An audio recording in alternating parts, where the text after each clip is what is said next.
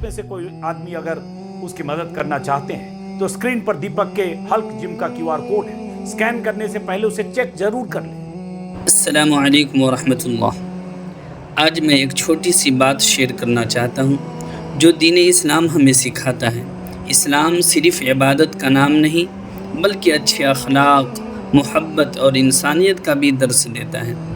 اگر کسی انسان کو ضرورت ہو، تکلیف ہو یا مدد کی حاجت ہو تو اسلام ہمیں یہ نہیں سکھاتا کہ پہلے اس کا مذہب، ذات یا زبان دیکھی جائے، بلکہ یہ سکھاتا ہے کہ اچھا انسان بن کر بھلائی کی جائے۔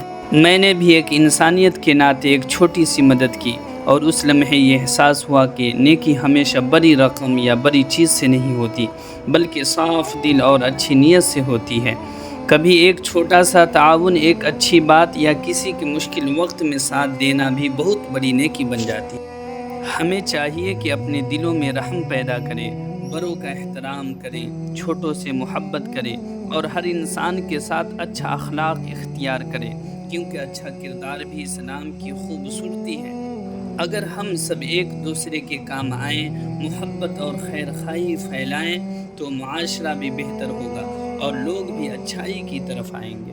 اللہ تعالی ہمیں نیک عمل کرنے، دوسروں کی مدد کرنے اور اچھے اخلاق اپنانے کی توفیق عطا فرمائیں۔